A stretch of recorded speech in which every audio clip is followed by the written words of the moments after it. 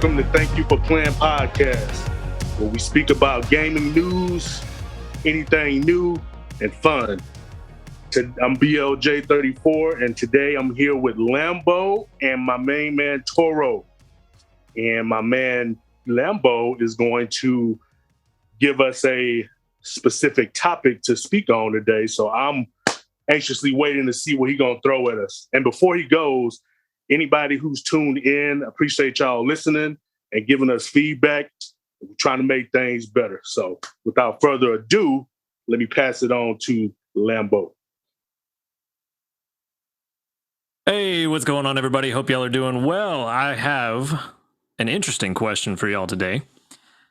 I want to know, what is more important to you as a player? Is it gameplay or is it story? Which one can you live not without, but which one can you live with being a little bit lackluster compared to the other? And which one is going to be the part of the game that keeps you playing to the end credits? I'm going to start with you, BLJ. Me personally, I would say I've always been more of a gameplay type of character, no matter what type of game I'm playing. But I will say there's a few games out there that I've played that have really good stories that really keep me engaged with it. I mean, some games have me. I ain't gonna lie to you, but some games had your boy, crying a couple times. It happens. Yeah, had me crying a couple times. Had me super upset a couple times. So I believe story is really important for sure. I guess it just depends on the type of game. If I'm playing like a fighting game, the story is cool, but I'm more concerned about the gameplay. Not all fighting game characters' stories are, dumb or like things like that. Some are. Right. Some are stupid. Some are like, hey, this guy, he just wants to be the best. Oh, you know what? I think it's Virtual Fighter, the dude Jeffrey, the dude with the dreads. His main story is he just want to be like a fisherman or something like that, and that's it. And he just happened to know how to fight. A fisherman? Yeah, like I think he's a fisherman that loves fishing. And why is he fighting? Exactly, he's a fisherman that he wants to capture this specific fish or whatever, but then his boat breaks or something like that. So he's in a fighting tournament to gain money to fix his boat in one of the Virtual Fighters. You know what I mean? Look at that, man. I don't even want to be here. I'm just here for the money. Yeah, so I don't necessarily like that story. I think that's kind of lame. Right. So for me, in fighting games, it's more about the gameplay. But if I'm playing something like an adventure game or RPG, the story is more important. And that's what I was going to ask. Like, I know you said before that you played Uncharted. So when you're playing a game that is like a solo game, what are you looking for most? Are you looking for the gameplay over the story, or the story is more important than the gameplay? Again, I honestly feel like I'm more focused on the gameplay. But if there's a game out there that has captured my attention over the years, then I'm really focused on the story. So games like Uncharted, The Last of Us, or even have you ever played the Telltale games, like Telltale? What's the game? Oh, you're talking about like Batman and Walking Dead and all that? Walking Dead, Batman, or Wolf Among Us. Yeah, those games. The story is very important because you're literally telling the story with the choices that they give you. So right. So I would say. So I'm curious. Okay, what's up? Because I didn't expect you to say that you played the Telltale games. That was kind of surprising. So I was going to ask, have you ever played any other heavy story games like Heavy Rain or Beyond Two Souls or Detroit Become Human? Have you ever played any of those? The only really super story-driven games that I played like that, I played all the Walking Dead seasons 1 through 3, I think it is. I played all of those. I played the other Telltale game, The Wolf Among Us. Right. I actually tried the Batman game, and I was super bored with it. With like the first 10 minutes of it, so I ain't even finished it. I know a friend of mine that's going to be real sad that you said that. I need to go back and give it another shot. But when I played it, this was back when I was with my ex or whatever, and we both were playing it, and we both like turned it off. We was like, yeah, it was kind of boring, so we didn't even like it. And so, in that one, you play more of Bruce Wayne than you do Batman, right? Oh, I don't know. We didn't even get through the first episode. Damn. Yeah, that's we pretty played bad. We played like 15 minutes of it, and then we was like, let's do something else. You didn't even get through an hour of it? Nah, man. We probably played 20 minutes of it. That was about it. Man. Yeah. That is a strong indictment on how boring that game is. It might be better. I don't know. It was a game, and then it was the other Telltale game. I think they did didn't they do Guardians of the Galaxy? I think they did. And the same thing. That one, I'm not sure. I think they did Guardians of the Galaxy. Yeah, I'm not sure on that one at all. And same thing happened. We was like, man, it's kind of boring. We didn't really get into it. So, yeah. So you'd say that you're more focused on gameplay over story then, generally? Generally I am, but games like that, the story is more important. So the games that I have enjoyed, like The Walking Dead and stuff like that, I'm clearly in it for the story. As a matter of fact, those are the games where the story is the game. Yes. Yeah, that makes sense. Yep. But what about you, Toro? First off, hi everybody. I'm kind of here in suspended animation until called upon, letting them discuss. But in regards to your question, story, 100%. And I'll give you an example, and I'll tell you why. A good example is the Capcom title Onimusha Warlords. It's one of my favorite games. It stars a samurai. I think he's a Ronin, like a wanderer, Samanosuke. The controls on that game were not great. They were not. You could say that again. But the story was amazing. These demons appear seemingly out of nowhere, and they kidnap Samanosuke's cousin. She's a princess of a castle. And she writes him a letter telling him how afraid she is. And she knows when things get bad that he'll come and rescue her. And he does just that. He attempts to rescue her, and he is seemingly routed and cut down by a demon, pretty much beaten to death. And he blacks out. And these hidden clan of Oni decides to give him their power, that he's worthy. So he acquires a magic gauntlet and the power to slay the demons. And every time he slays a demon, he absorbs their souls and he gets stronger. And it's a very engaging, dark, surprising story with plenty of surprises. I can 100% say that the story is what kept me going, not the gameplay.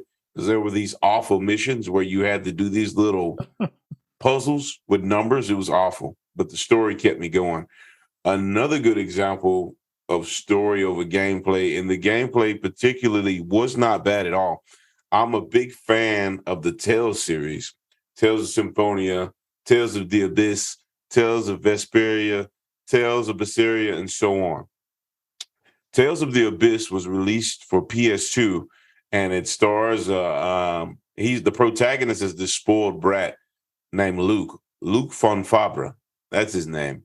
I believe I got it right. And he's a spoiled brat. He's confined in a castle, and certain events transpire, and he is removed from the castle, and he has to grow up, and he has to learn how to make friends. And I'm not knocking the gameplay. The gameplay's pretty good for a PlayStation 2 title, but the story is one of the best stories that I've ever, experienced.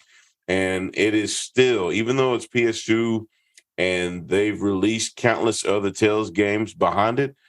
Tales of the Abyss is still my favorite one, and I wish they would re-release it, remaster it, something. Because as of now, I only have access to it on the PS2, and I don't feel like booting up the PS2. But the story is, if you even still can. oh yeah, I believe I still can. The story is 12 out of 10, like no doubt. It is a wonderful story, and this was before the dark age of microtransactions. So playing through the story, replay value, you unlock other costumes, and some games even let you go through different routes. That's why I buy games for story if it's like an RPG adventure. Fighting games, it's another, ballpark.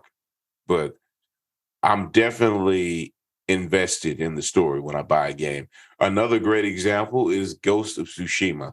Now, anybody that has played through Ghost of Tsushima and beat it, I would be surprised if they trash the story. The story is well thought out, it's realistic, it's a beautiful tale, but it's also tragic and sad. But it leaves you feeling satisfied at the end of the game. And there's also more than one choice in regards to the end of the game. So I'm definitely a story based gamer when story is the main aspect. So you'd say in general, story is more important than gameplay? Yes. As I mentioned in the beginning, story, 100%. Yeah. And see, I'm pretty much the same way. Like, there's been a couple of games where the gameplay has just been kind of so-so, but I've been invested in the story and continue to play it. You know, Final Fantasy 15 is a perfect example. It's one of my favorite Final Fantasies because of the story, but the gameplay, especially in combat, is kind of, want. Like, it's not great. And then Devil May Cry 2 is another example, back to edgy Lambo back in the day.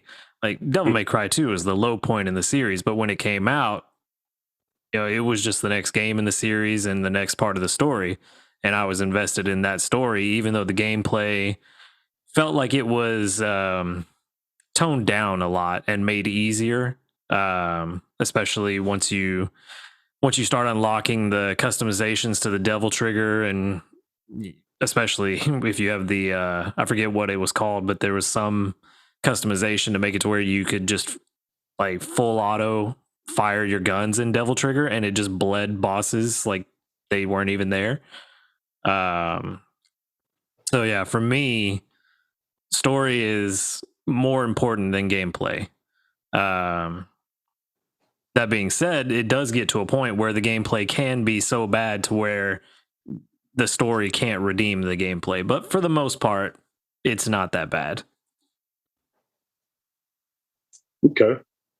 When's when's the last time you played a game where the story wasn't that good, but the gameplay was able to make you overlook that? Or has there ever probably Mortal Kombat 10.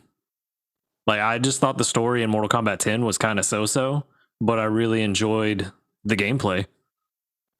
And I know a lot of people like, and even with Injustice 2, it's the same way. I know a lot of people like that NetherRealm style of storytelling, and I did it first with MK9. I thought it was a nice breath of fresh air.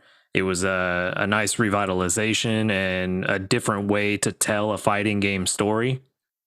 But even going into Mortal Kombat 11, that kind of storytelling got a bit stale because the bad guys never win a fight unless you're playing the bad guy. And I think there are plenty of story opportunities to have you playing the good guys fighting a bad guy and still lose and the story do well. And Mortal Kombat 11 did bring a bit of that in. But I just feel like they're too focused on the good guys winning because they're good guys. And then you have jobbers like Reptile and Baraka that can never win because they're just jobbers. Even though they're, insanely powerful fighters in their universe, there's no reason for them to be jobbers, but they just have become so for some reason. I think that's such a funny term, jobbers. I actually heard that term a couple months ago, and I forget what video series I was watching, but this guy kept using the term jobbers, and I didn't get it until I was like, oh, he's using this as like, these guys are not really that important. They're kind of just like, yeah. And I was like, they're just there to do a job. Yeah, it's a neat term for them, jobbers. Yeah. Jobbers. And then I think the other one I've heard is red shirts, harkening back to Star Trek, where if somebody was in a red shirt and they left the ship, they were going to die or something like that. People in red shirts didn't have a good time, basically. So you got your jobbers and your red shirts. Right. Yeah. I would say, for the most part, man, the story is pretty key. I remember, have you guys ever played any of the Mafia games? No, I have not. I've played a bit of Mafia 3, but I haven't finished it. Okay, so before I go in on Mafia 3, what did you think for the little bit you played? I think I played about probably 4 or 5, maybe 6 hours of it. Okay. And I thought the story was pretty solid. But the gameplay, I felt that was actually one of the examples of a game where I thought the story was pretty solid, but I just couldn't get into the gameplay. And so it kept me from finishing the game. Man, look. So I'm a huge fan of the Mafia series. I never played the first one, but I played the second one. I started off with the second one. And then I actually bought the remake of the second one recently and played that. And that's a great game. Like it's a pretty linear game, but it's really good. The story's told really well and everything. It's an open world game, but it's not too big like a Grand Theft Auto or anything like that. But it's a really good game, right? But Mafia 3, the story is really good. The characters are cool. The people that you meet within the story, they're cool. I even thought back when I was playing the game, I thought the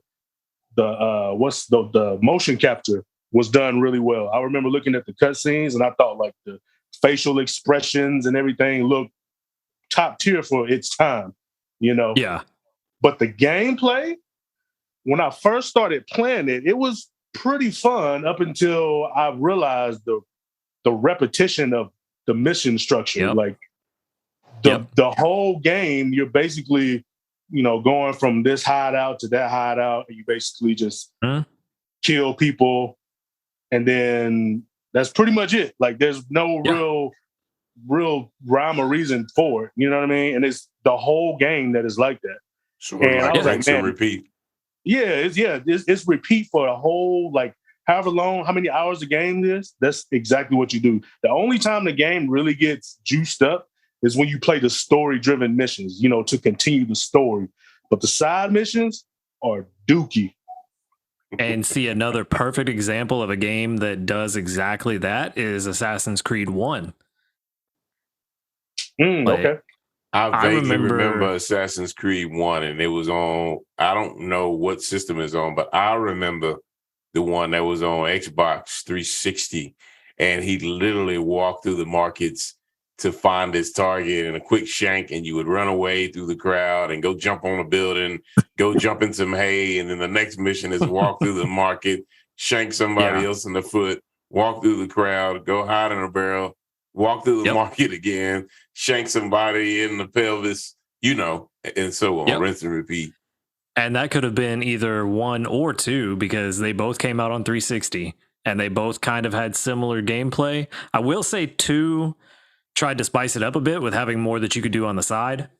Like I remember there was a was it like a city planner side quest or something like that where you could set up your own little city or stronghold or something.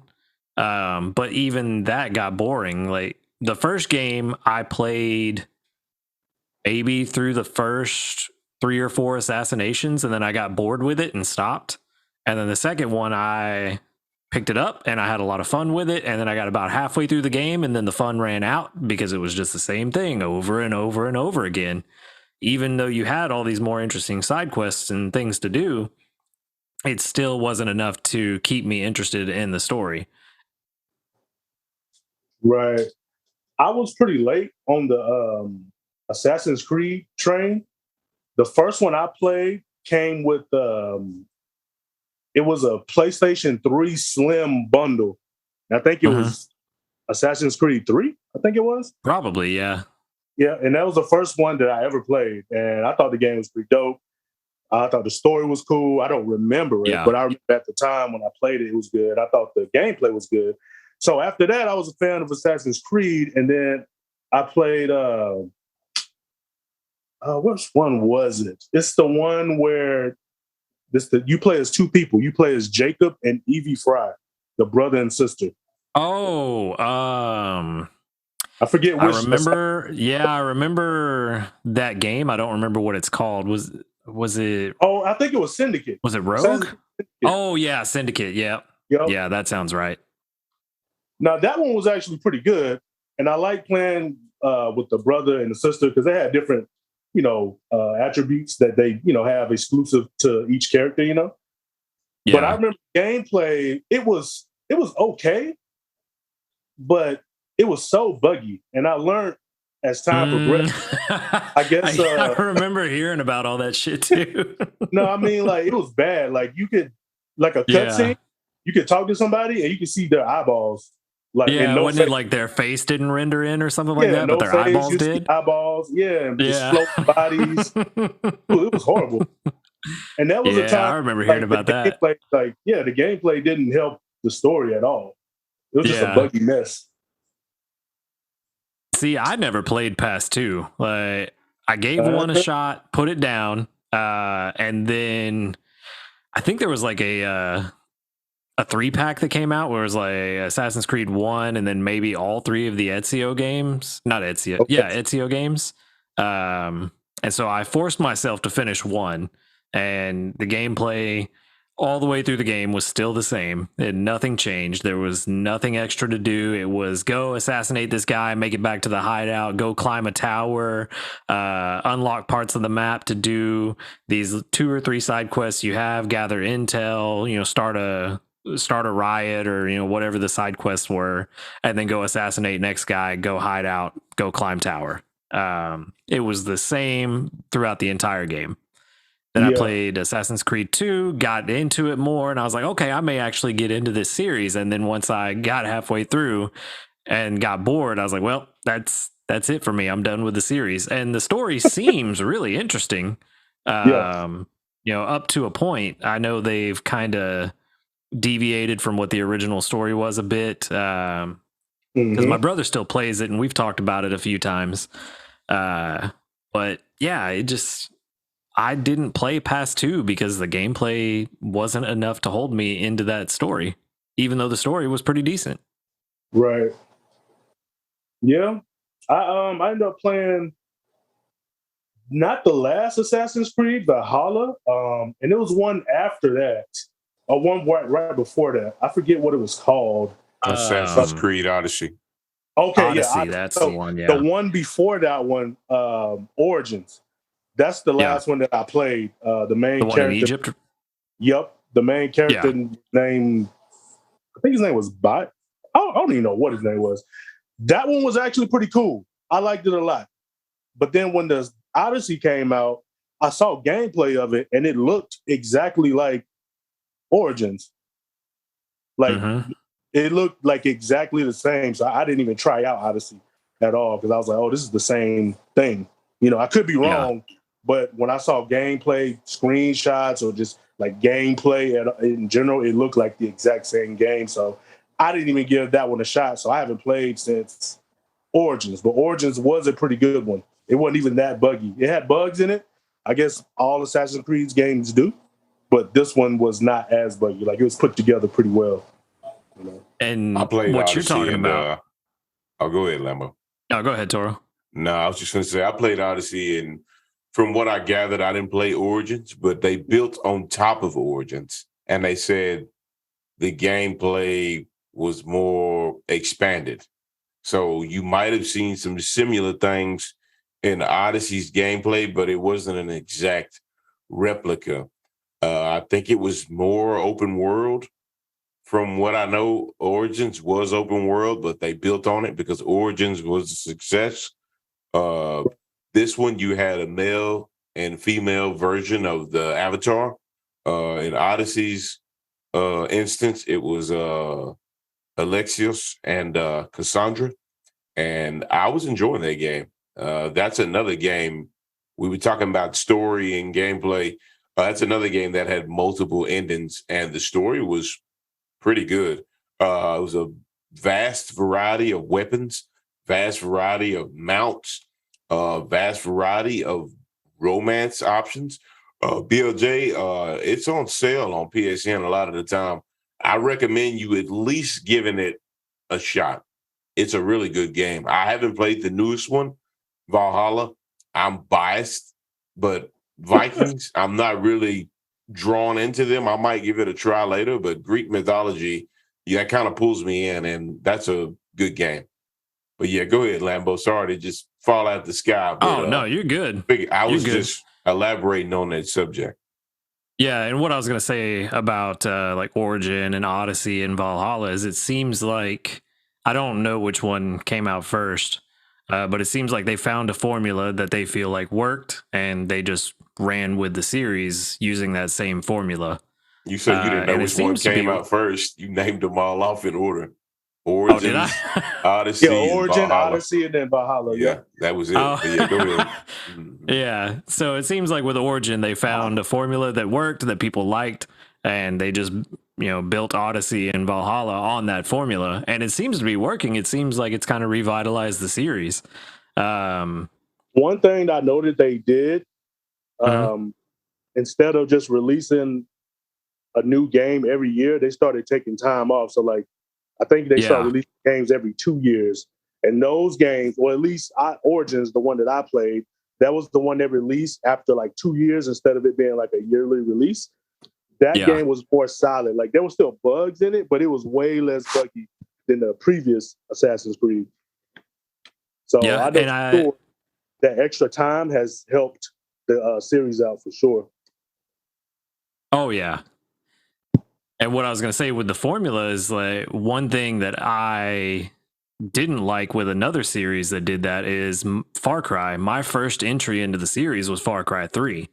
And I absolutely loved that game. To me, it's one of the best PS3 games, one of the best games of that generation. And I can go play it and have fun every time. And then Far Cry 4 got announced. I was super excited about it. Went, picked it up, brought it home, started playing it, and I was just disappointed.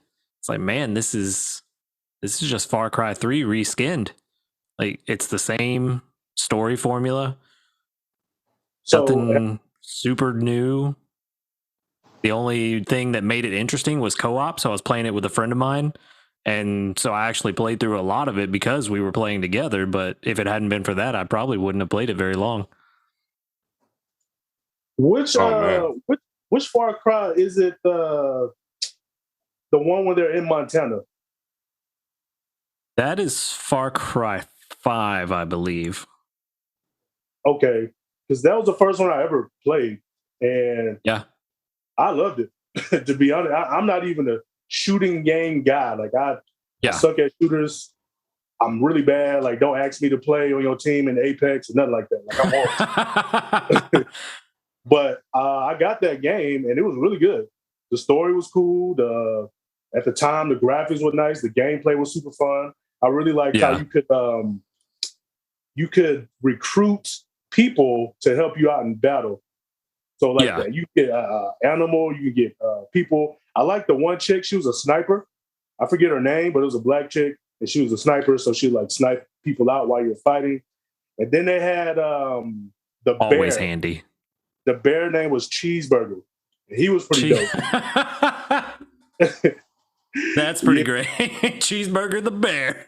Yeah. And he just, he was just a brawler. He'd just go through people and just like eat them up. So that game was pretty sick. But that's the only one I've played. I know they released a newer one that I wanted to get, but I had stuff going on, so I didn't purchase it. But I plan on doing it. Maybe when they release it, like at a cheaper price or something like that. Now, see, that leads into an interesting theory that I have about the Far Cry series. But before I get to that, Toro, have you ever played any of the Far Cry games? I have not. No. Good Okay. sir, I have not. So I have a theory because Far Cry 4, the buddy that I was playing that game with, that was his first game in the series, and he loved it. So my theory is that whatever your first Far Cry game is, you're going to love it. But you are probably going to be disappointed with the following games when you realize they're just the same formula over and over again with some gameplay changes. Because it's always brutal despot, dictator, leader, whatever they may be, whether it's a drug lord or in the new game, he's the leader of he's dictator of a country. Whatever it may be, they're just brutal, crazy, and you're just a random nobody leading a rebel force to go take them down. Which I get a lot of series have a lot of those, very formulaic plots, but this one just seems to be too basic of a formula to really get me into the rest of the series. Right. I don't know, man. Have you tried the newest one? No. After my disappointment with 4, I just didn't even bother with the rest of the series.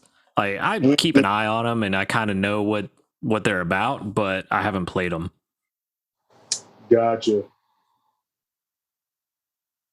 But no, the last one I played was pretty good. It was pretty good. Another example, I guess, of a game where the gameplay is not the best. Going back to what I mentioned earlier, have you guys ever played any Telltale games, the Walking Dead ones? I haven't. I haven't played a single either. Telltale game. Yeah, I seen them, and I'm not trying to disrespect the Telltale games, but I thought they were like mobile games or something. Like, I didn't know. That wasn't a mobile game. Yeah, because that no, it's not that. I saw the gameplay or whatever, but I thought they were like story games, something you play on your phone to pass the time or something like that. I didn't never. That's really... kind of fair. They kind of. I could definitely see how you get that looking at them. I mean, that art style is not a AAA art style, which I don't think they're made by a AAA developer anyway. But yeah, I could see how you could get to that conclusion. Well, to be honest, I know the Telltale game with the Wolf Among Us. That one is actually mobile. It's a PlayStation game. You can play it on the PlayStation 4, but you can also buy mobile as well. That was probably the only game that I bought twice, like to have it on. Like, I bought it on console, and then I bought it and played it on mobile. So I remember this was actually, I was trying to like lose some weight, so I would go to the gym and get on the treadmill. And while I was on the treadmill, I would play the mobile version of that game, and it just helped my time go by really fast. You know what I mean? Yep. But so the Walking Dead Telltale games, their gameplay is not really that good. Like, they have action scenes in the game, like like you might beat up some zombies, but it's super watered down combat. I'm talking about like the most you can do is you can walk or walk fast, and then you have a huge window to swing, and the game tells you the prompt like when to swing. You know what I mean? Yeah. So it's like, if you die in that game, it's because you want to die. Even somebody who has zero video game you skill, stood there and did nothing for 10 seconds, and that's why you died. Exactly. Yeah. It'll give you a window to press the button. So. Can you up the difficulty? Because what you're telling me, these Telltale games are like those story games. Like, what is it called? There's no difficulty in it. It's just okay. Yeah. Well, there's a game I played and I streamed it, and it was really fun. Scared the shit out of me on several occasions. It's called A House of Ashes. And House of Ashes, it's a story-driven game, and you have to press the button prompt in order to advance the story. And depending on you press the button prompt, your characters can die.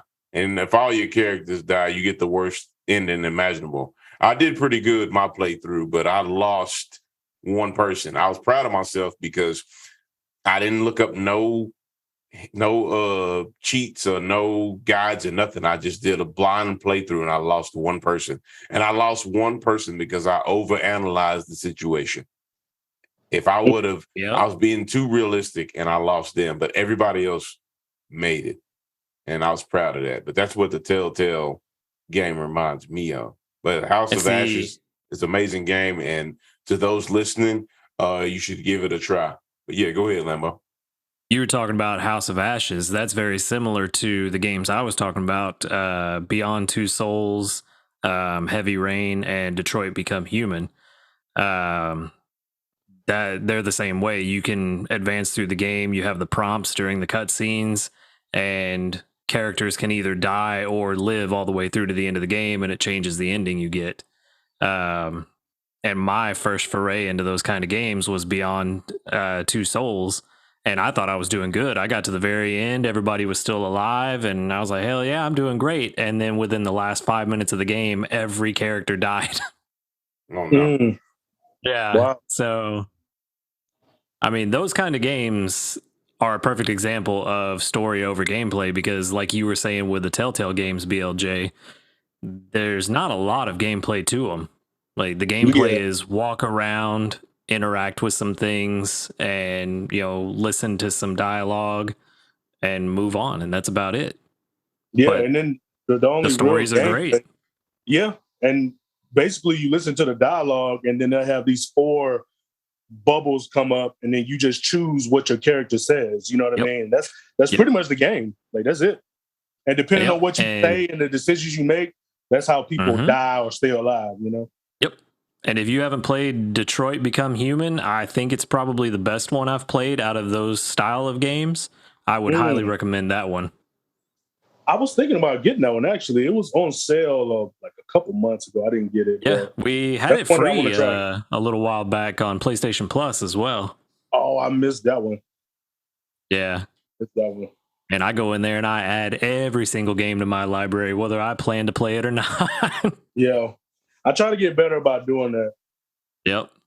But anybody that's listening to this, if you are in a relationship and your girlfriend is not a gamer, those type of games are, I won't say it's like movie night, but just from my experience, when I was with my ex or whatever, she didn't like video games, but that was one that we actually completed the whole Telltale series together. And she was more invested in it than I was at some point. So it's a really fun game to, at least do that if you're trying to spice up the relationship, I guess. 100%. Yeah. And it's a lot better than that game It Takes Two, because we were disappointed in that one and we played it together. Oh, It Takes Two. What's that one about? It's about a married couple that is on the rocks and their daughter wishes for them to make up and they become dolls and have to learn to work together and reconnect. And everybody praised it, but we played it and we felt like the story was just kind of meh.